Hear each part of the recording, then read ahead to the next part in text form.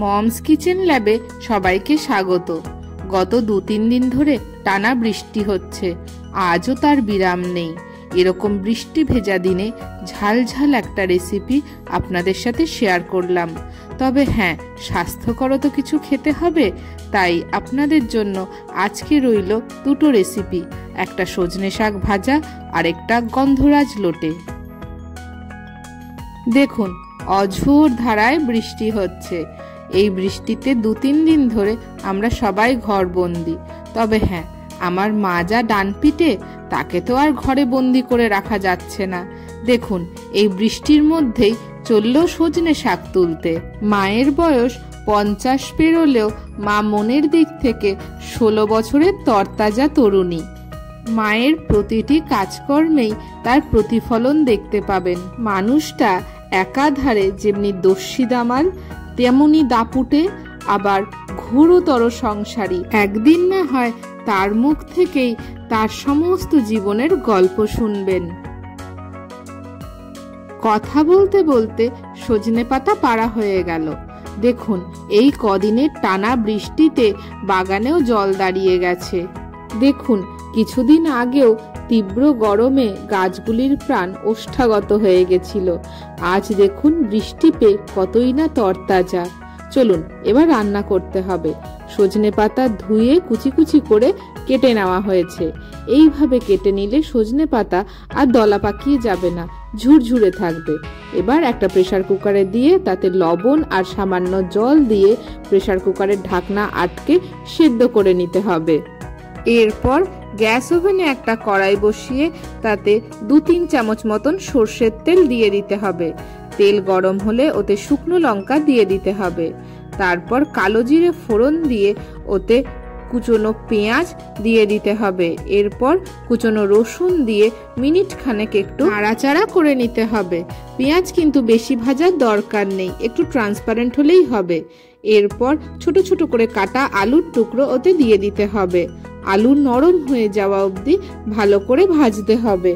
আলুটা অপশনাল, না চাইলে নাও দিতে পারেন, আর চাইলে অন্য কোনো সবজিও যেমন বেগুন, বিনস, বরবটিও দিতে পারেন। আলু ভাজা হয়ে গেছে। এবার কুচনো কাঁচা লঙ্কা আর হলুদ দিয়ে আবারও খুব ভালোভাবে ভেজে নিতে হবে। এইদিকে শাকও সিদ্ধ হয়ে গেছে। এবার এই ভেজে নেওয়া আলুর মধ্যে শাক দিয়ে দিতে হবে। তারপর মিডিয়াম ফ্লেমে খুব ভালোভাবে ভাজতে হবে। সজনে পাতা একটু শক্ত বলে আগে সিদ্ধ করে নেওয়া হয়েছে। আর দেখুন, কুচি কুচি করে কাটার কারণে কি সুন্দর শাক ভাজাটা ঝুরঝুরে হয়েছে। তৈরি হয়ে গেল পুষ্টিগুণে ভরপুর স্বাস্থ্যকর সজনে শাক ভাজা। বৃষ্টি ভেজা দিনে গরম গরম ভাতের সাথে পরিবেশন করুন সুস্বাদু এই সজনে শাক ভাজা। এবার চলুন যাওয়া যাক দ্বিতীয় রান্নায়। দ্বিতীয় রান্নাটি হলো গন্ধরাজ লোটে।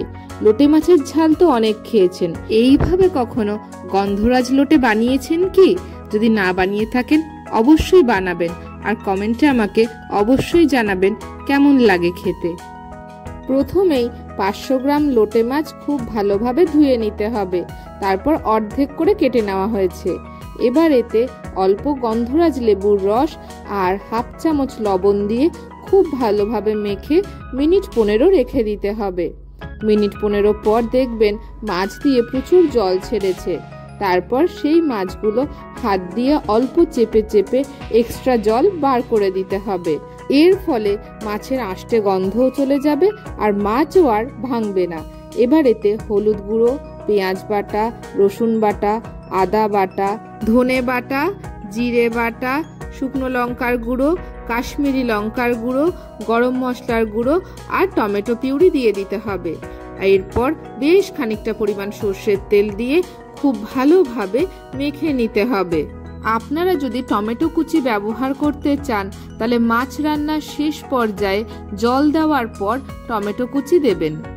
এরপর বেশ খানিকটা পরিমাণ সর্ষের তেল গরম করে ওতে কুচনো পেঁয়াজ দিয়ে দিতে হবে। মিনিট খানেক একটু নাড়াচাড়া করে নিতে হবে। এরপর এতে সামান্য লবণ দিয়ে আবারও মিনিট খানেক ভেজে নিতে হবে।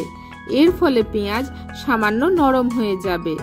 এরপর মশলা মাখানো লোটে মাছগুলো কড়াইতে ঢেলে দিতে হবে। তারপর উল্টে পাল্টে হাই ফ্লেমে ভালোভাবে ভেজে নিতে হবে। ফ্লেম কিন্তু একদম কমাবেন না, তাহলে মাছ থেকে জল বেরোবে, মাছ আর গোটা গোটা থাকবে না। এরপর একটা একটা করে মাছের টুকরো পুরো কড়াইতে পাতিয়ে দিতে হবে। এক পিঠ খুব ভালোভাবে ভাজা হয়ে গেলে প্রত্যেকটা মাছের টুকরোকে উল্টে উল্টে দ্বিতীয় পিঠ ভেজে নিতে হবে। প্রত্যেকটা পিঠ মোটামুটি 2 মিনিট করে ভেজে নিতে হবে। দেখুন, একটা মাছও কিন্তু ভাঙেনি। মিনিট 3-4 পর তরকারির ওপরে তেল ভেসে উঠেছে, বুঝে নেবেন মশলা কষানো হয়ে গেছে। এবার একটু নাড়াচাড়া করে নিয়ে সামান্য গরম জল দিয়ে দিতে হবে। আমি অবশ্য এখানে মশলার বাটি ধোয়া জলটাই দিয়েছি। তরকারি কিন্তু একদমই চাপা দেবেন না। মিনিট খানেক ফোটানোর পর এতে লেবু পাতা ছিঁড়ে ছিঁড়ে দিয়ে দিতে হবে। এই লেবু পাতাই আসল ফ্লেভারটা আনবে। এরপর এতে বেশ খানিকটা ধনেপাতা কুচি ছড়িয়ে দিতে হবে। তারপর আবারও মিনিট 2 ফুটিয়ে নিতে হবে। দেখুন, তরকারির উপরে তেল ভেসে উঠেছে আর একটুও জল নেই। এরপর গ্যাস বন্ধ করে মিনিট 5 ঢাকনা চাপা দিয়ে রেখে দিতে হবে। এর ফলে তরকারি ইজিলি কড়াই ছেড়ে দেবে। কিছুক্ষণ পর ঢাকনা তুলে একটা সার্ভিং প্লেটে নামিয়ে গরম গরম ভাতের সাথে পরিবেশন করুন গন্ধরাজ লোটে। আজকের রেসিপিটি কেমন লাগলো অবশ্যই কমেন্টে জানাবেন। এরকম নিত্য নতুন রেসিপি পেতে অবশ্যই মমস কিচেন ল্যাবের সাথে থাকবেন। আজকের মতন আসি, দেখা হচ্ছে অন্য কোনো দিন অন্য কোনো নতুন ভিডিওর সাথে। ততক্ষণ অবধি সবাই সুস্থ থাকুন, ভালো থাকুন আর দেখতে থাকুন মমস কিচেন ল্যাব।